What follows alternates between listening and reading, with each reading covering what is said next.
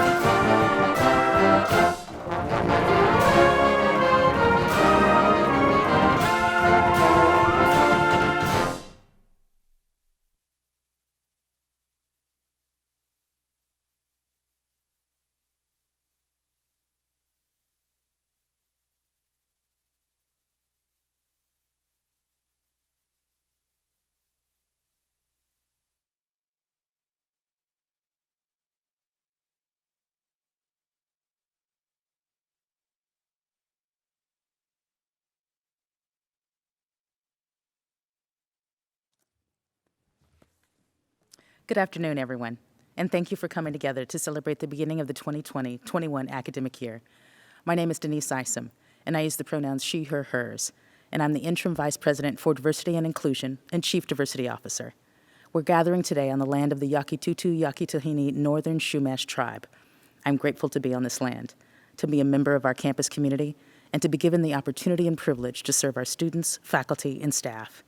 Even though we work in different parts of this large operation, doing what may seem like disconnected tasks, we all work together to serve our students. In a way, our students connect us to one another, as a river connects distinct geographical places and even different cultures. We understand how a river is treated in one place, affects both the river itself and the people and places downstream. And the same is true of our students and of us. So this year, let us recognize and celebrate our interconnectedness and interdependence and foster increased kinship across campus by treating students with love, empathy, and respect, while challenging them to reach their full potential, and let us do the same for one another. I'm now pleased to introduce our next group of speakers, beginning with ASI President and Political Science major, Shanae Lynch, followed by Lewis Call, representing the California Faculty Association, and the Chair of our Academic Senate, Tom Gutierrez. Typically, we would also hear remarks from representatives from the CSU Employee Union. Unfortunately, our colleagues from the CSU EU were not able to join us this year. I'm sure that they wish everyone a safe and productive year, and I extend those same wishes to all of them. Now, to Shanae Lynch.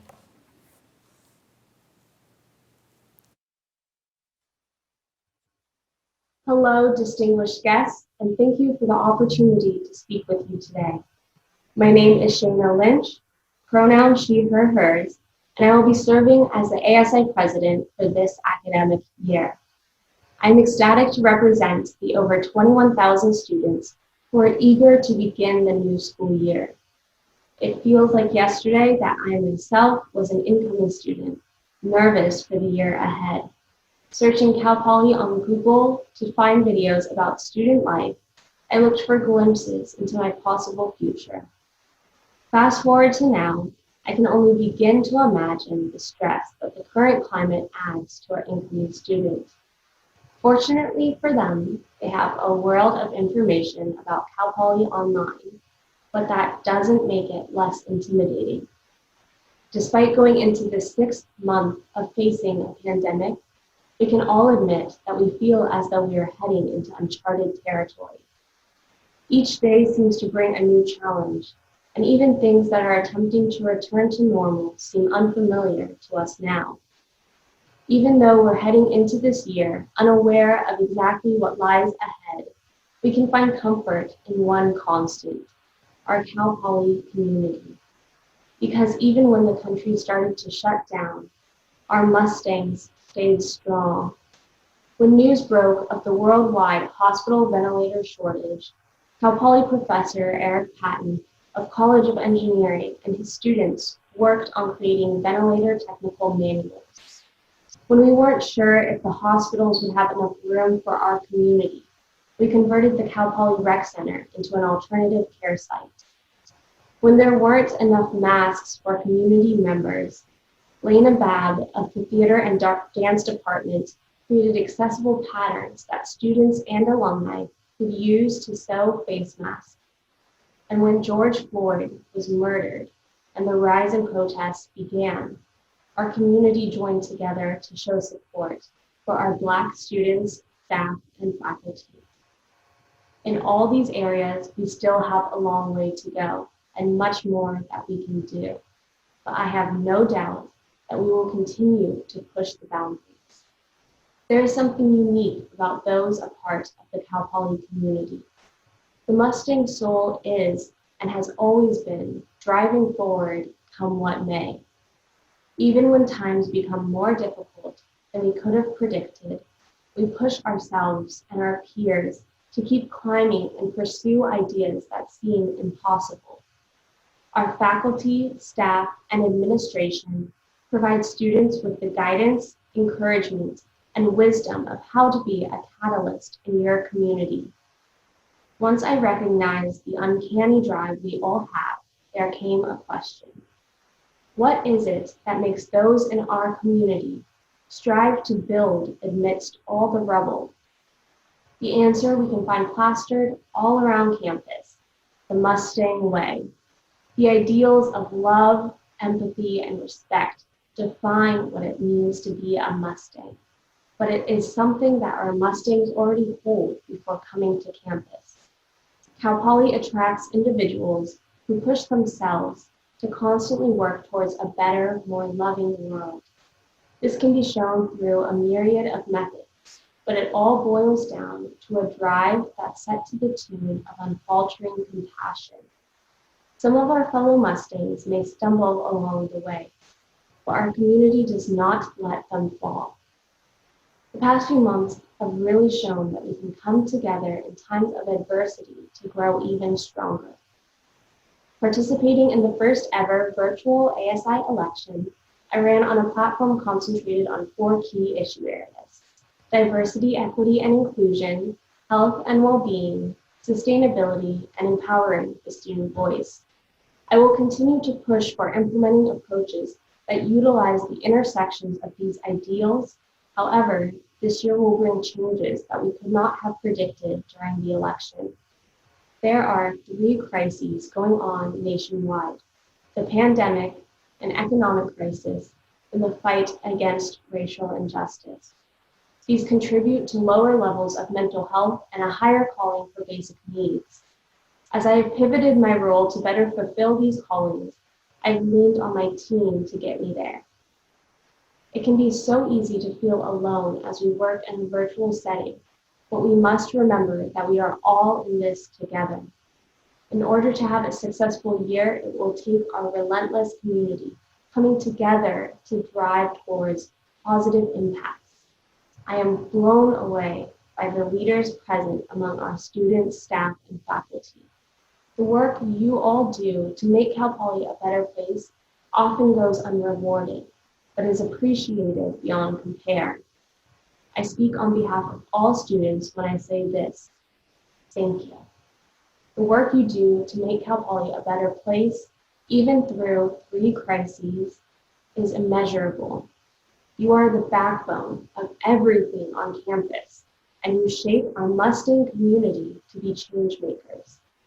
So as we head into a year unlike any other, I am confident that we as the Cal Poly community will show love, empathy, and respect to all, and will continue to be the catalyst for change both in our own community and beyond. I am honored to have the opportunity to serve the student body and work with you all during these unprecedented times.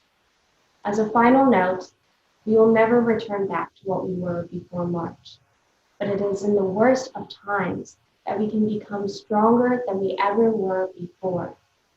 We will charge into the future, reevaluating best practices and working to be the Mustang community we have always strived to be.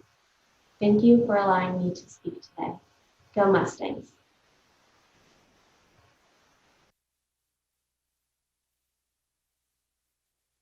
Hello, my name is Lewis Call. I use he, him pronouns. I'm a professor of history here at Cal Poly, and I'm president of the San Luis Obispo chapter of the California Faculty Association, the labor union that represents Cal Poly faculty. On behalf of CFA, I'd like to welcome our faculty to a new academic year. My message to faculty and all other represented employees is, join your union. Every new member helps your union bargain better working conditions for you and all your colleagues. I'd like to thank all the faculty who taught in spring or summer for the heroic efforts they made to teach effective and engaging virtual courses. We now turn to fall 2020. Of course, the COVID-19 pandemic presents us with unique challenges. The pandemic has caused economic chaos, which has produced a budget shortfall for the CSU and for Cal Poly. Thankfully, the CSU holds a sizable reserve of $1.7 billion, that's billion with a B. This is sometimes called the Rainy Day Fund, and it is more than enough to offset the decrease in state funding to the CSU. Our message to the CSU and Cal Poly is, this is the rainiest day. Use the reserves to preserve faculty and staff jobs so we can continue to give our students the quality education they expect and deserve. Unlike some CSU campuses, Cal Poly has met its fall enrollment target.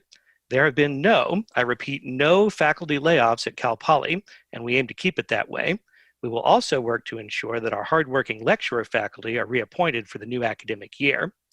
We are making sure that faculty who teach virtually have all the resources they need. We encourage faculty to take CTLT's courses on online teaching, which carry substantial stipends. We're making sure faculty who teach at home have the computer hardware, networking hardware, and ergonomic office furniture that they need.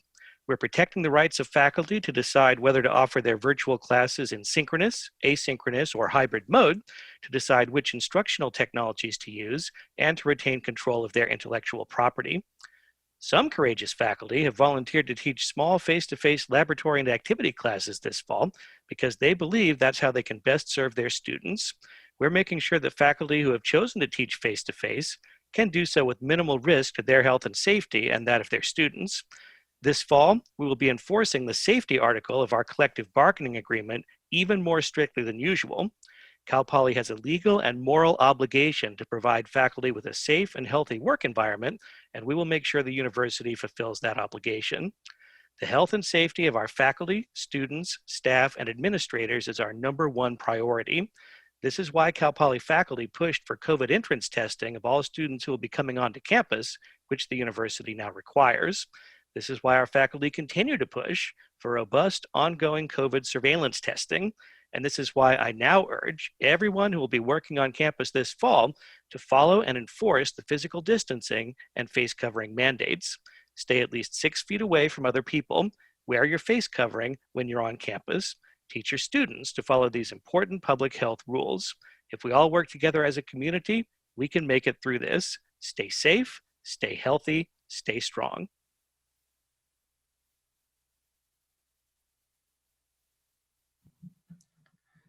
Hi, my name is Tom Gutierrez. I'm chair of the Academic Senate and also professor in the physics department. On behalf of the Academic Senate, I'd like to welcome you to a new academic year, a year that will undoubtedly present challenges across all sectors of our personal and professional lives. However, as Maya Angelou once said, you may not control all the events that happen to you, but you can decide not to be reduced by them. I look forward to collaborating with you to tackle these challenges and to also find opportunities for growth and reflection. The Academic Senate is the principal body of shared governance between the faculty and the administration. The Senate works on resolutions and frames discussions that shape the continuous improvement of the educational experience here at Cal Poly. In this context, the Senate's numerous standing committees work tirelessly throughout the year, overseeing projects such as curricular review and developing policies affecting academic issues. They collaborate with different stakeholders on campus related to important topics and also voice faculty positions on timely matters. I would like to highlight a couple of the many items the Academic Senate will be tackling this year. The first is the ethnic studies requirement. In August, Governor Newsom signed the California Assembly Bill AB 1460. This bill requires all students in the CSU to complete a course in ethnic studies as part of the graduation requirement. The Senate has formed a working group consisting of ethnic studies experts and curricular experts to determine how best to deploy this incredibly important directive by the fall of 2021. The second is personnel policies. The Senate's Faculty Affairs Committee is working with academic personnel to generate online instruction evaluation guidelines going into this academic year for the purposes of RPT. They will also continue to update the university faculty personnel policies and also generate a consistent and flexible evaluation framework for all colleges and for all faculty. The Academic Senate is always looking for interested and passionate faculty to become involved with our activities, particularly the important work in our task forces and our committees. I invite all those interested to be aware of calls of service from our office. Do consider submitting a statement of interest, and please visit the Academic Senate website or contact us to learn more. In closing, I look forward to beginning another year here at Cal Poly. However, with all the challenges in the world around us and the sea of uncertainty, it is natural to be apprehensive and anxious about all of the tensions that we see. As the writer Neil Peart once wrote, "Quick to judge, quick to anger, slow to understand. Prejudice, ignorance, and fear walk hand in hand." But again, from Maya Angelou, without courage, we cannot practice any other virtue with consistency. We can't be kind, true, merciful, generous, or honest. With that, let's work together to move forward courageously with love, empathy, and respect. Thank you very much.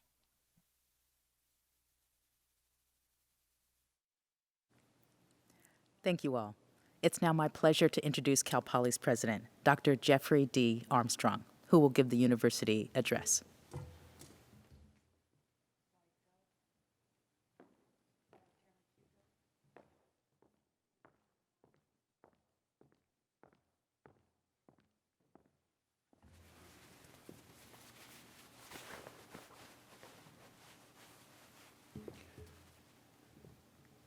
Good afternoon and welcome everyone. Thank you so much for coming to this official start to the academic year. I would like to especially welcome our new faculty and staff. Thank you for choosing Cal Poly.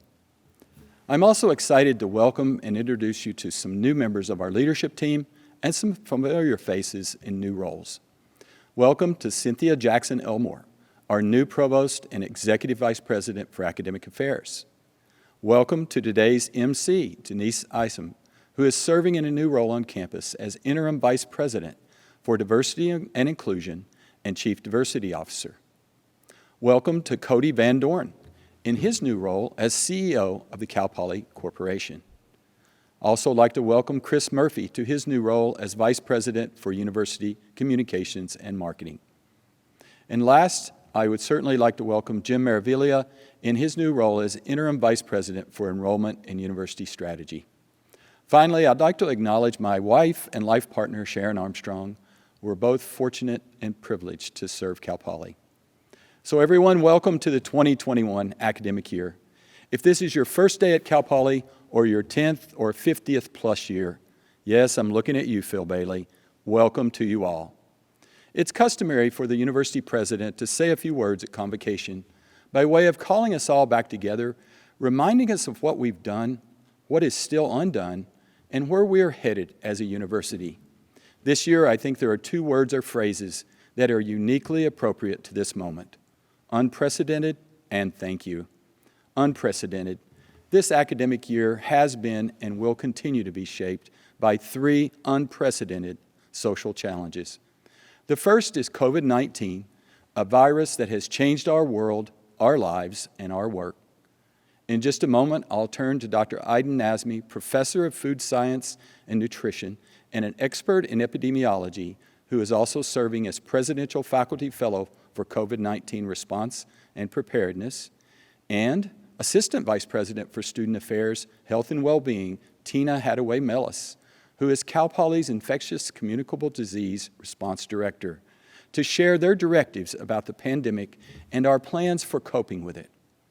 Before I go further, I want to alert our community that our planning for the winter quarter will be largely the same as our plans for the fall, mostly virtual classes with limited face-to-face offerings and a reduced number of students living on campus, much what we have today.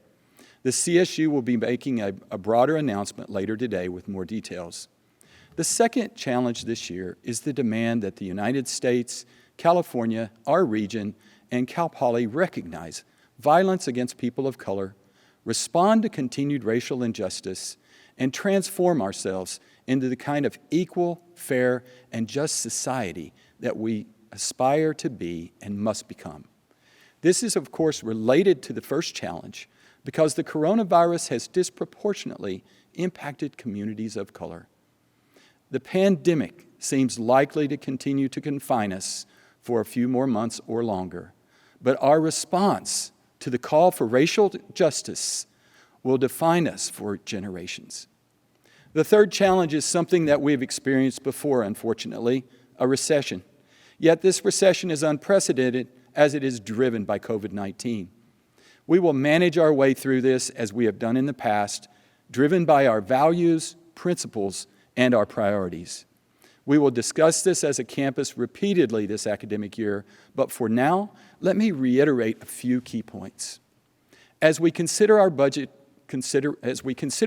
situation, we will continue to prioritize, as guided by our strategic plan, the following: the well-being of our students, staff, and faculty, preserving class offerings essential to progress toward degree, maintaining our focus on diversity, equity, and inclusion, increasing graduation rates and eliminating opportunity gaps in graduation rates, and supporting students, faculty, and staff.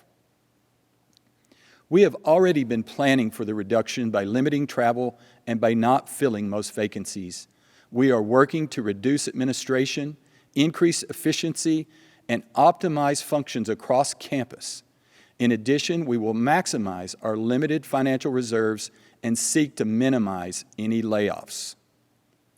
Now that I've been able to lay out the challenges that we're facing, I'd like to invite Dr. Aiden Nazmi and Tina Hadaway-Millis to explain how we are responding to the coronavirus challenge and do this in a bit more detail.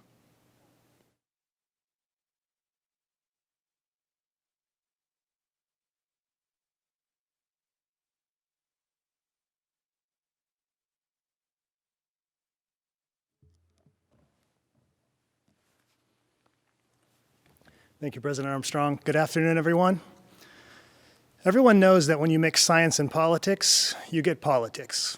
My job, my entire career, is dedicated to protecting the public's health.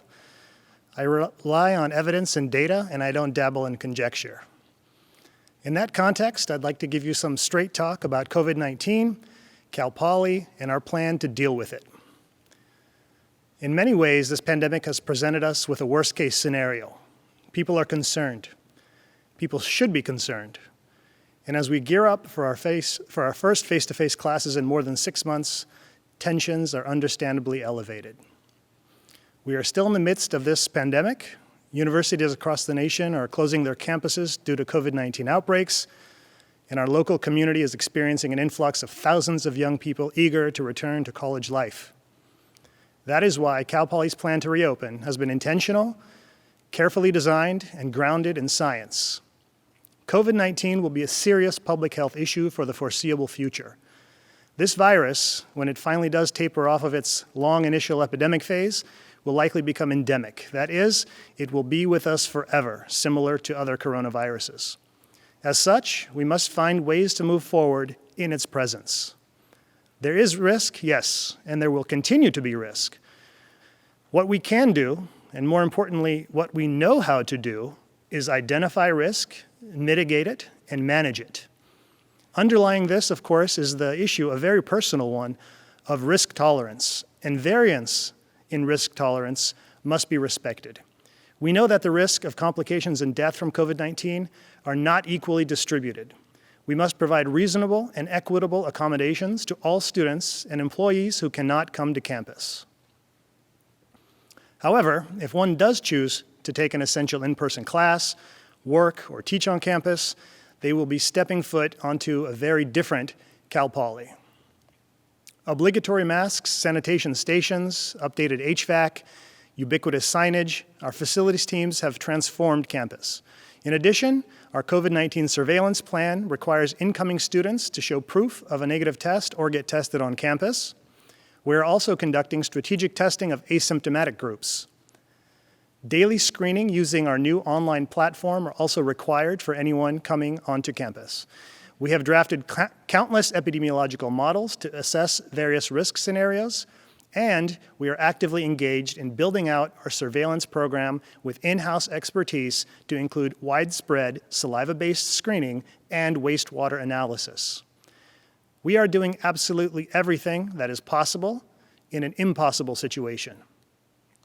Now, I do want to underscore that there's no such thing as a zero-risk scenario. We will have new infections. There will be outbreaks. How will we manage this risk? When new cases are identified, SLO County Public Health is activated, as is Cal Poly's own exposure investigation protocol.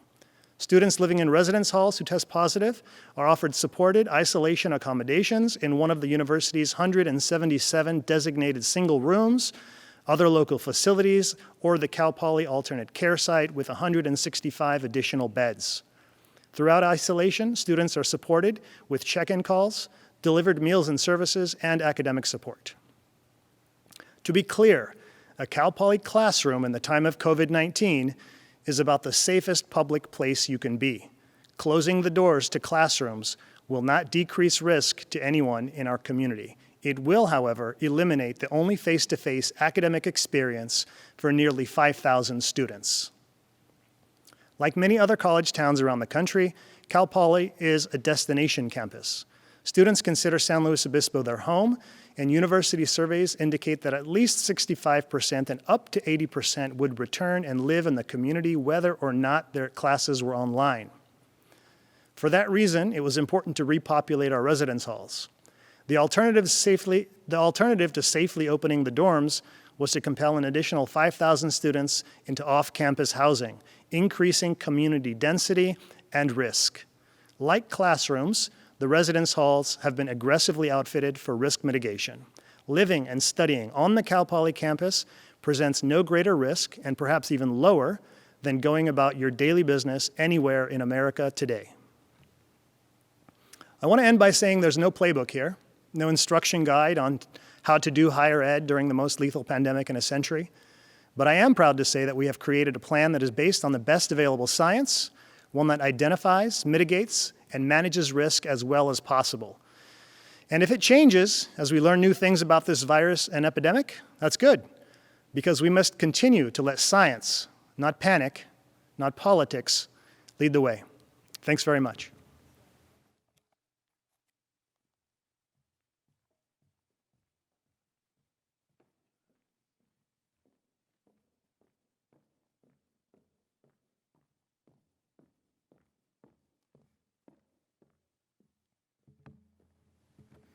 Thank you, President Armstrong.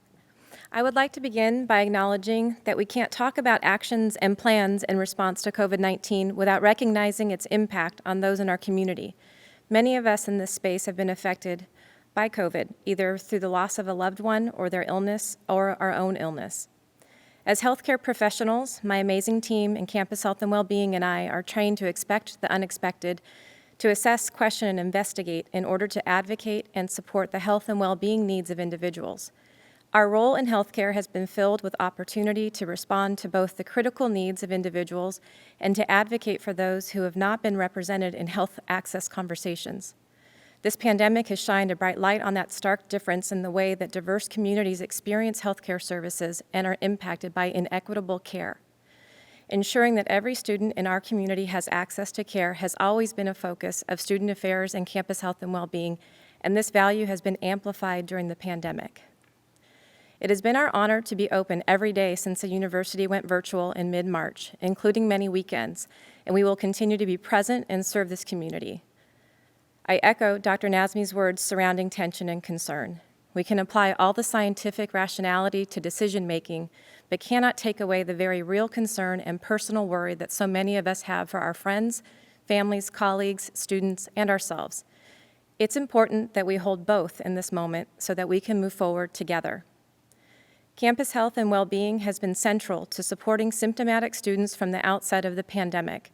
Beginning in early March, our board-certified providers initially collected specimens from over 100 symptomatic individuals, which were sent to an outside laboratory. All results were negative. This was an effective response in the early stages of the pandemic, but efforts were already in place to bring testing in-house to provide same-day results to our students. In July, Campus Health and Wellbeing performed its first in-house SARS-CoV-2 test. We didn't stop there. Anticipating increased need for surveillance and response to outbreak events, we continued to build capacity, recognizing that success in the fall quarter would mean the rapid identification and isolation of cases. This strategy positioned us well for the pre-arrival testing recommendation by SLO County Public Health. Over 90% of students completed the move-in baseline requirement prior to coming to campus.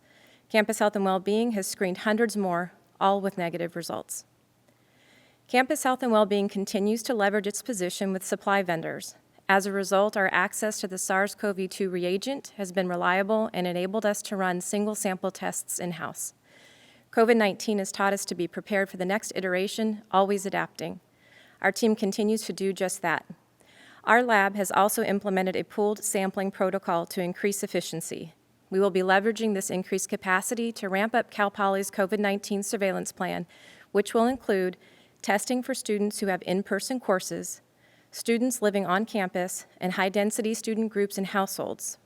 For example, student athletes, some music majors, and others. This approach will provide an additional layer of protection for the broader San Luis Obispo community, and like all of our actions, has been done in partnership with SLO County Public Health. As we move forward into fall, we will learn more about the approaches to the pandemic.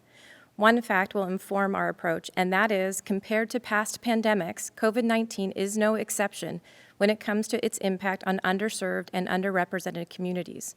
Our plans will evolve and change, but one constant will remain the same for our students. Our health center staff will continue to be on site at Campus Health and Wellbeing, ready to serve symptomatic students who have already been directed to campus for a surveillance test, or at the core of our mission to provide the fundamental right of health care to all students. Thank you.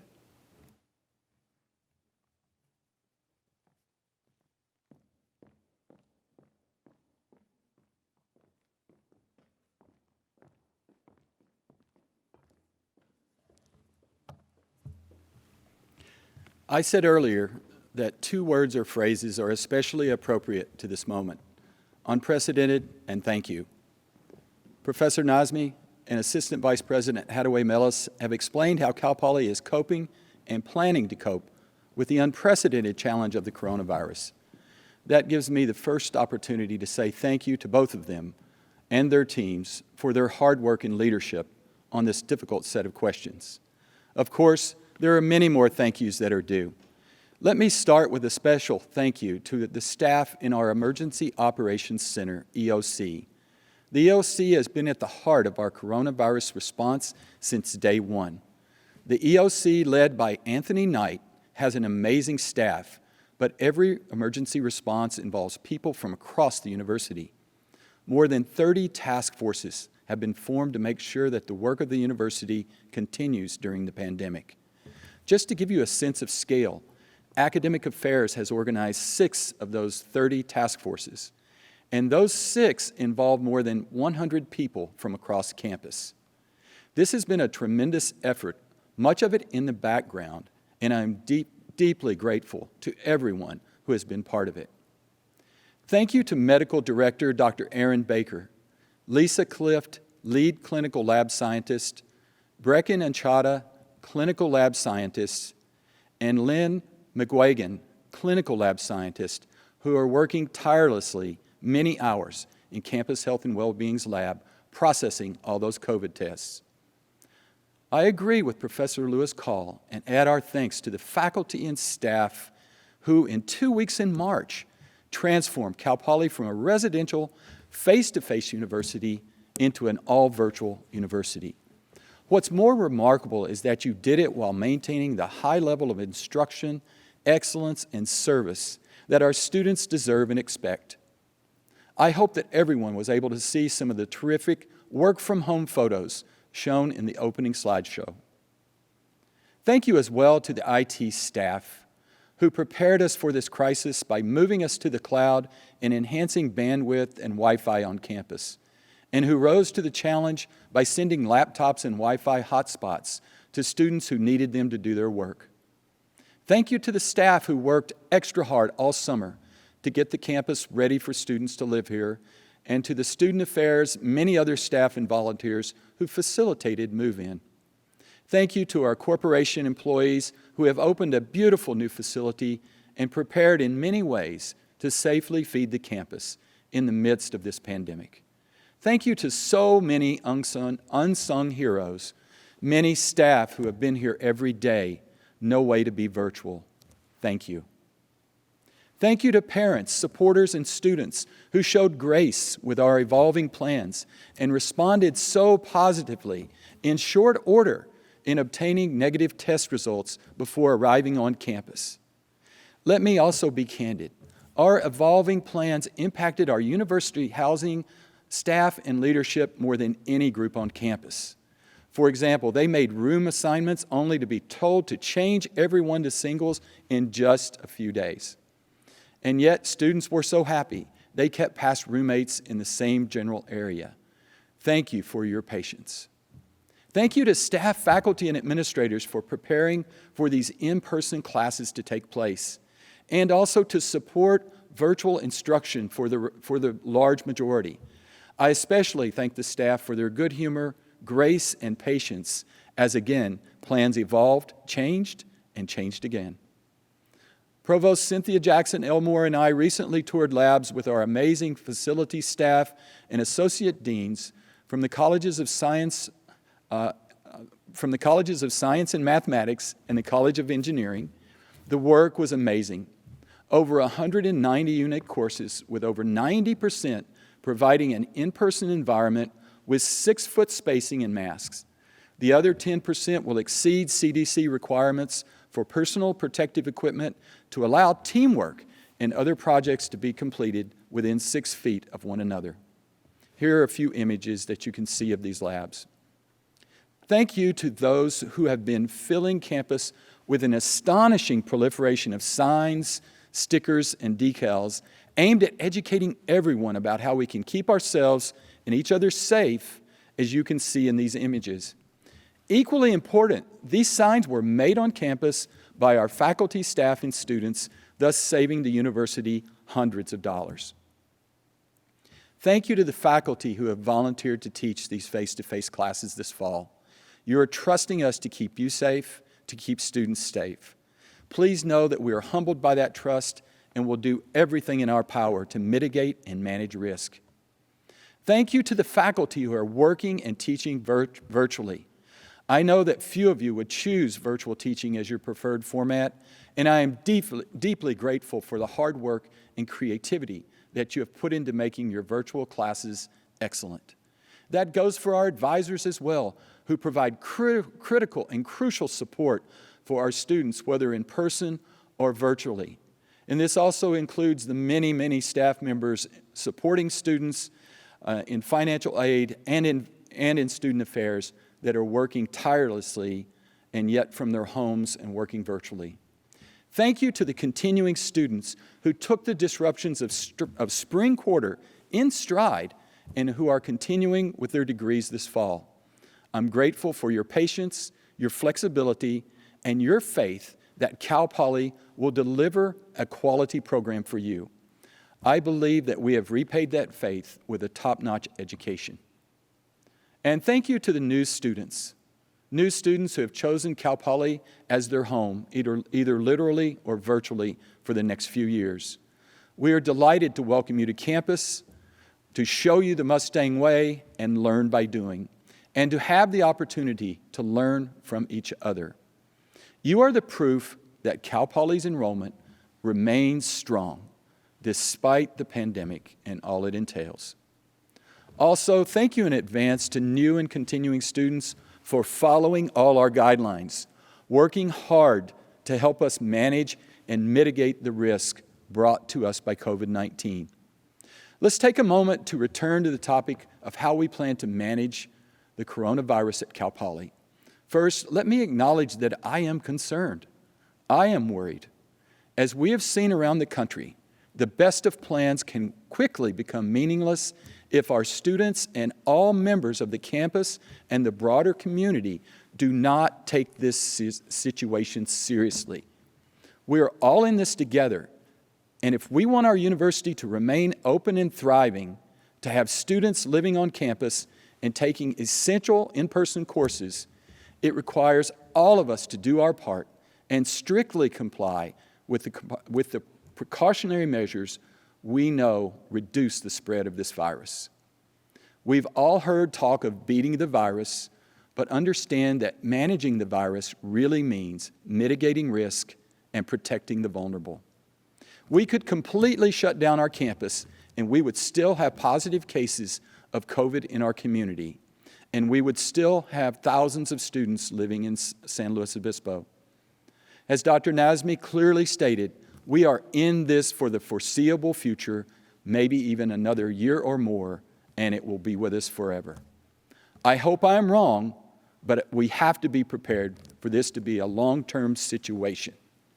Given Cal Poly's identity as a comprehensive polytechnic, and given our commitment to learn by doing, an unusually large percentage of our classes really require face-to-face delivery. Going all virtual for an academic year or more would significantly disrupt students' progress toward their degrees. Until there is a vaccine and herd immunity, we have to find a way to carry out our essential work, especially some in-person classes, projects, performances, and research, while limiting the spread of the virus and protecting the vulnerable, while also providing a virtual option for those who need it. I'd like to thank everyone in advance for their cooperation with this prevention and mitigation strategy. Your good choices are what will allow Cal Poly to continue with this partial reopening that we are undertaking right now. I especially thank you as students for postponing parties until after the pandemic. It is the only choice that will allow our university to remain open. I want to be very clear. Students or organizations that engage in behavior that compromises the health and safety of the Cal Poly or larger community will be sanctioned, including possible suspension or expulsion from the university.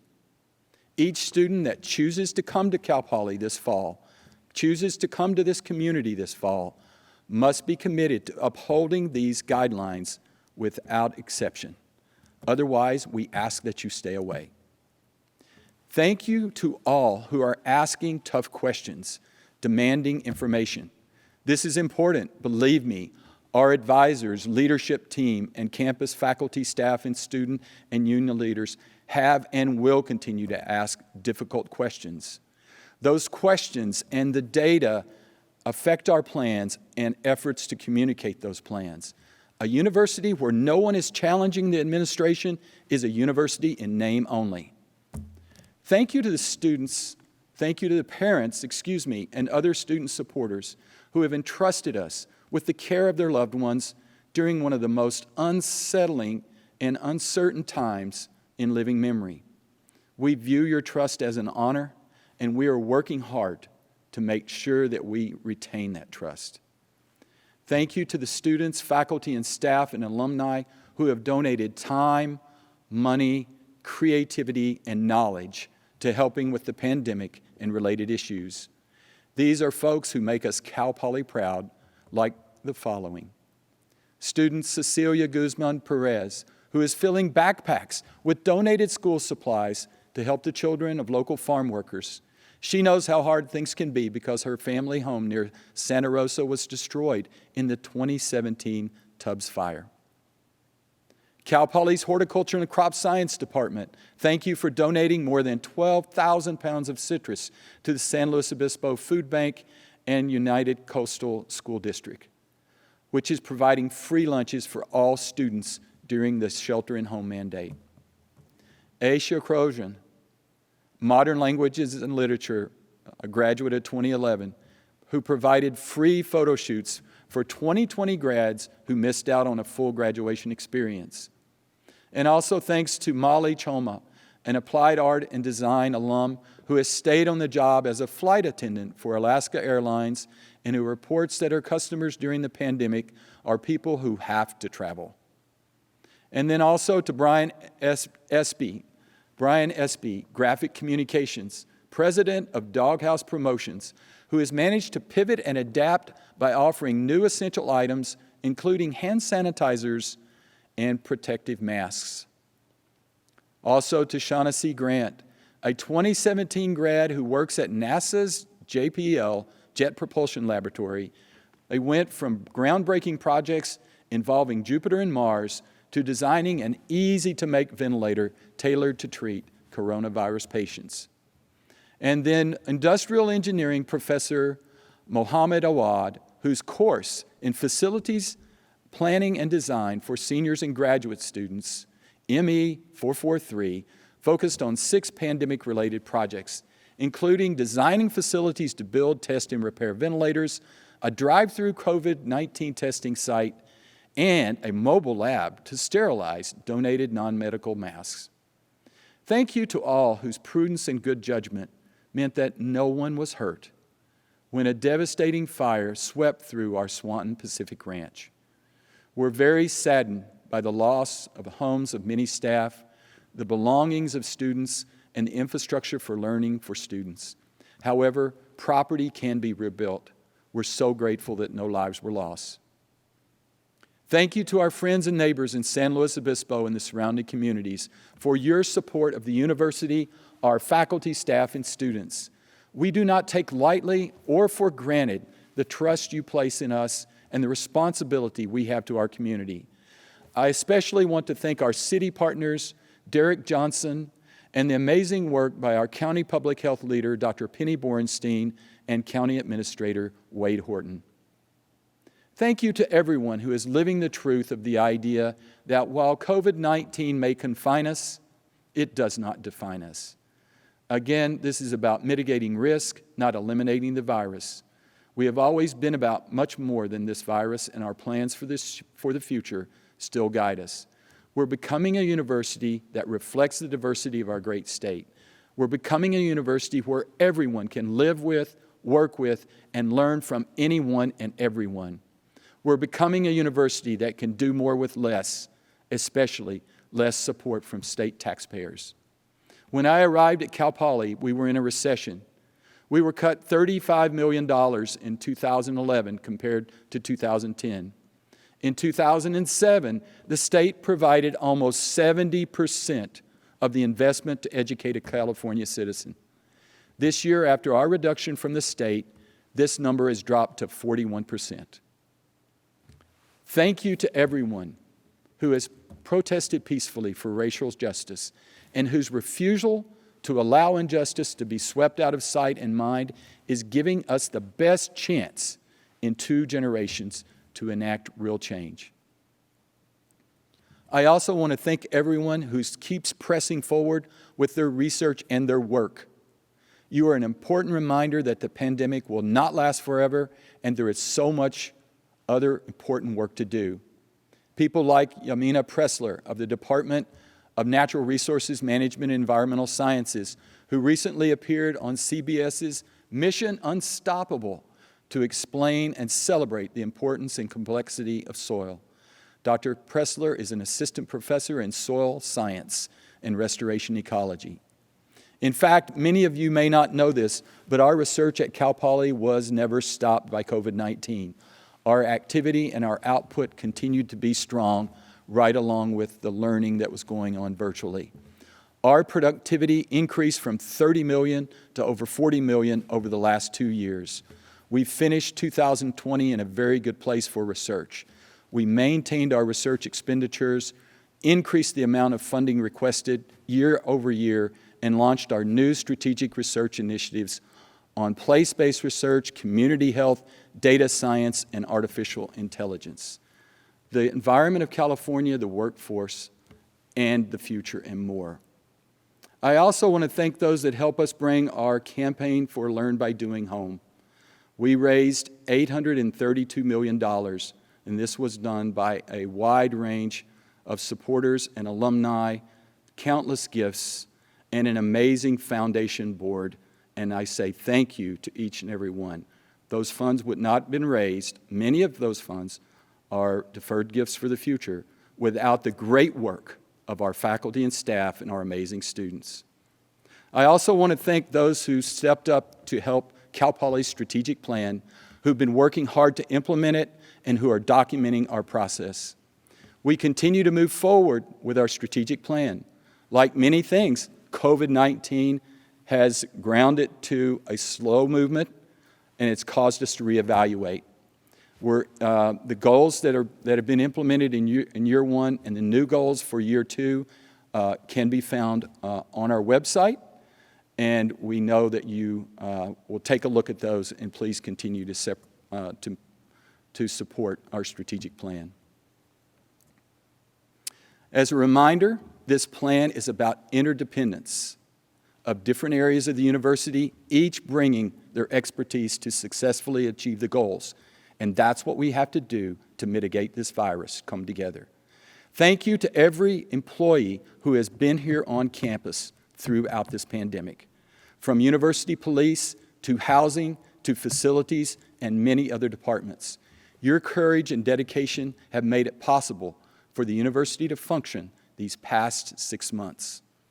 Thank you to those who have supported us. We couldn't have done it without you, our alumni, parents, and supporters. I want to thank everyone who brings the gift of themselves to the Cal Poly community. A university is more than the sum of its parts because it is a living entity made up of the energy, enthusiasm, love, creativity, passion, commitment, hard work, and care of thousands upon thousands of individuals. Just remember love, empathy, and respect. You are Cal Poly. We are one Cal Poly. Thank you.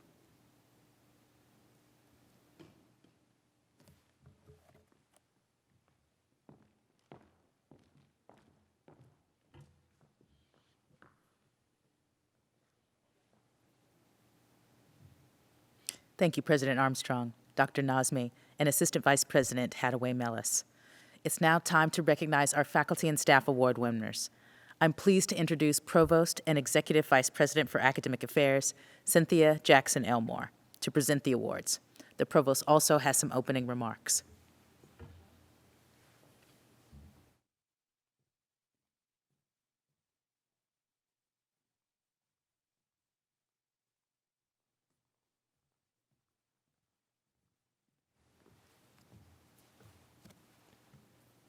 Hello, everyone, and thank you for joining us today. I am very excited to be starting this new academic year as your Provost and Executive Vice President for Academic Affairs. This is my first convocation with Cal Poly, and it's certainly different from any one I've ever been a part of, but I am thrilled to be here with you all today, albeit virtually. Today, I have the honor of presenting awards to 12 exemplary members of our faculty and staff for the 2019-2020 academic year. These individuals have been nominated by their peers, colleagues, and in the case of the Outstanding Faculty Advisor Award, their students. Thank you to everyone who took the time to nominate someone for an award. I am proud to be here to recognize them today. We will begin with the Distinguished Scholar Awards. Our 3 awardees will receive an award that reads, "In recognition of your research contributions to knowledge and student experience, mentoring, and your commitment to learn by doing." Our first recipient, Foaad Khosmood, is Forbes Endowed Professor of Computer Engineering and an Associate Professor in the Computer Science and Software Engineering Department, where he teaches in the areas of interactive entertainment, natural language processing, data science and systems. As a Cal Poly graduate, he embraces learn by doing in all aspects of his professional life. He co-founded the Global Game Jam while a UC Santa Cruz doctoral student. The annual 48-hour jam, now in its 13th year, has grown into the world's largest game creation activity, involving some 50,000 people in 130 countries. Cal Poly students have participated since 2010. Foaad highly values student engagement in research and engineering projects. He has advised numerous senior projects and graduate theses, as well as published more than 50 peer-reviewed articles, 38 of them with Cal Poly students. He's also the advisor for Cal Poly Game Development Club, Slow Hacks, and Color-Coded Clubs. Foaad is the research director for Cal Poly's Institute for Advanced Technology and Public Policy, using AI to tackle large projects with wide social impact. The Institute's Digital Democracy Project was the nation's first to make state-level legislative proceedings publicly available and searchable. The project was later extended to cover New York, Florida, and Texas, covering 1 in 3 Americans. Congratulations, Foaad. Our next recipient is Diana Stanton, a professor in the Theater and Dance Department. Diana has been a creative force in helping students research kinesthetic intelligence, embodied approaches in collaboration, and aesthetic expression. Her areas of expertise include dance, modern dance, choreography, composition, dance film, dance and education, body awareness, and collaboration. Her scholarship helps students learn the importance of intuitive and empathetic thinking and creative teamwork. Diana's interest in bridging the gap between making art and other disciplines exemplifies how Cal Poly offers a spectrum of learning methods and approaches, helping students develop holistic thinking to solve problems. Since her arrival at the university in 2000, she has created more than 50 choreographed works, essentially all involving Cal Poly students. Many of these works were collaborations between other artistic departments at Cal Poly, the music department's choir, symphony, and student production ensemble, RSVP, as well as the Liberal Arts and Engineering Studies program and the Orchesis Dance Company, which she directed for 6 years. Congratulations, Diana. Our next recipient is Scott Hazelwood, a professor in the Biomedical Engineering Department. Scott's focus on research on orthopedic biomechanics, specifically bone and cartilage as it relates to osteoporosis and arthritis, has proved to be a boon to his scholarship and his student studies and career trajectories. The research combines experimental investigations and computational modeling, and he and his student researchers have fostered collaborations with colleagues from Stryker Corporation, the Fortune 500 medical technologies firm, researchers from UC campuses in Davis and San Diego, Detroit Henry Ford Health System and the Indiana University School of Medicine, and UC Davis Medical Center and University of Colorado School of Medicine orthopedic surgeons. This work, in turn, led to countless graduate and undergraduate biomedical engineering and mechanical engineering student research projects that he has served as research advisor or co-advisor to. Congratulations, Scott. Congratulations and thank you again, Foaad, Diana, and Scott. And now we will honor 3 of our staff members who will be recognized with Outstanding Staff Awards that read, in recognition of your outstanding dedication, expertise, contributions, and teamwork. Christina Wolf Chandler is praised for her excellent job performance and long-time commitment to serving students by removing barriers to student success. She began working in the evaluations office, earning a reputation as an exceptional evaluator. When the Mustang Success Center opened in 2013, she was hired and reclassified to lead the advisor training program now in place at Cal Poly and replicated at institutions across the country. Christina's peers consider her an expert in advisor training.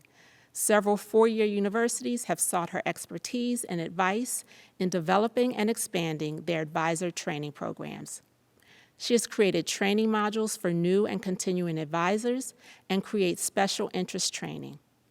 She is dedicated to supporting the advising community because she knows that ultimately it helps Cal Poly students succeed. She is credited with making the Mustang Success Center and Cal Poly advising more efficient and productive. Congratulations, Christina. Carrie Roos, an administrative coordinator in the Agriculture Education and Communication Department, is recognized as the epitome of a dedicated, loyal colleague who believes in service to others while remaining dedicated to the program, the college, and the university. Her work in a service-oriented department often results in an inordinate number of assignments added to her workload, and Carrie accepts them with a smile. She is known for her exceptional organizational skills and attention to detail. Nothing is too small or insignificant. Carrie is praised for going above and beyond just fulfilling her duties. She willingly accepts new roles, including serving as department webmaster and learning how to schedule classes. Carrie concerns herself with making the office welcoming, orderly, and efficient. She has streamlined paperwork, made documents available and usable, and ensured the department stays within budget for projects. She treats everyone as a welcome guest. The genuine care she extends to students is commendable as she seeks to find a resolution to their issues. Congratulations, Carrie. Jessica Hunter is highly respected for her professionalism, her positivity, and excellent communication skills. During her 15 years on campus, she has developed a keen sense of understanding of others, giving her a superior ability to communicate with people on and off campus. In her role with facilities management and development, Jessica is the point person for campus facilities concerns. Jessica handles these situations with competence, respect, and courtesy. She has provided valuable input to improve customer service and needs. A highly skilled leader and a member of several process improvement initiatives, Jessica continually updates procedures, keeping her team members updated and well-prepared. Her coworkers enjoy her sense of humor, contagious laugh, and easy-to-talk-to personality. Jessica initiated a facilities fall summit for the past 3 years to broaden the understanding of what facilities does for staff, faculty, students, and community partners. This 2-day event has garnered tremendous positive feedback and helped the campus better understand how the facilities department operates. Congratulations, Jessica. Outstanding Staff Award. That's the end of our Outstanding Staff Awards. Thank you again to all 3 of our awardees. We will now announce the Outstanding Faculty Advisor Award, which reads, in recognition of your contribution to student success through academic advising, mentoring, and career guidance to help build real-world skills. Nishi Rajakuruna, apologies if I didn't get that right, an associate professor in the Biological Sciences Department, is often the first faculty member that first-year students and their families meet when they arrive on campus. As the faculty in residence in the Yakitutu residential community since 2018, Nishi takes great pleasure in getting to know the residents and their families, helping students find their way, and connecting students with other faculty and resources on and off campus. He is an active mentor with his residents. Nishi created the Plants, Peaks, and Pals Club for hiking, botany, and natural history enthusiasts, and Kumelia Club, a community for tea enthusiasts. Both clubs have continued to provide settings for students now scattered across the country to interact with each other via regular virtual gatherings and stay connected to the Cal Poly community even from afar. Now we will congratulate and recognize the recipients of the Learn by Doing Scholars Award. We have a team award for Javin Oza and Catherine Watts. Both are assistant professors in the chemistry and biochemistry department, and they have developed the Genetic Code Kit, a learn-by-doing approach to teach the genetic code in high school and university classrooms. Javin and Catherine have advanced the learn-by-doing pedagogy in biochemistry and molecular biology classrooms in 2 ways. The Genetic Code Kit is developed by undergraduate student researchers who have learned about biochemistry and biotechnology research by doing. Developing the kit also provides one of the first inquiry-based learn-by-doing modules to teach the biochemical processes that are central to life. Their work focuses on creating an active learning exercise on two fundamental reactions in the genetic code, transcription and translation. They have implemented the genetic code kit in laboratory courses at Cal Poly and evaluated the learning gains associated with this advancement in pedagogy toward improving student learning and biochemical reactions underlying the genetic code. The data demonstrates that their technical innovation significantly enhances student learning gains. Javin and Catherine were unable to participate in the convocation this year, but congratulations to them both. We have a team award going to Robert R. Aarons, I am so sorry, and Carmen Trudell, Brian Osborne, and Brian Osborne. All of the architecture department are transforming the three-quarter architectural technology fundamental sequence of courses to integrate the topics of site systems, energy systems, and construction systems into a fluid curriculum and to provide a consistent, reliable base of knowledge and skills where learn by doing thrives.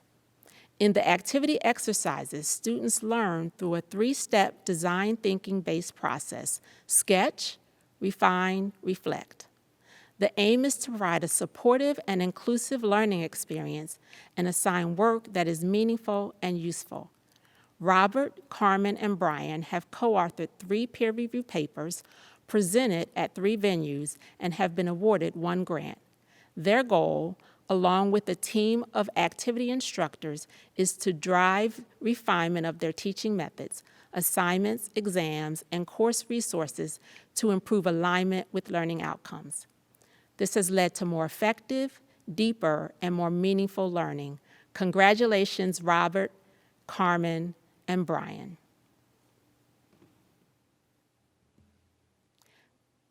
That concludes the awards portion of our ceremony today. We are truly so fortunate to have so many talented individuals with us at Cal Poly. Thank you all.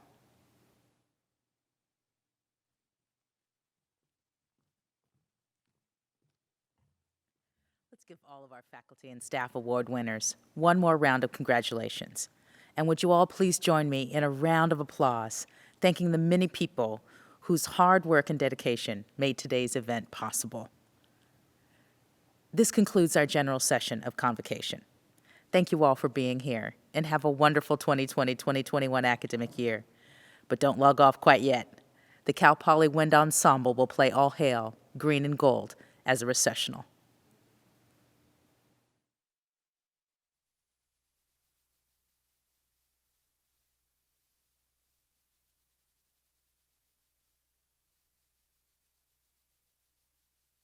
Cool.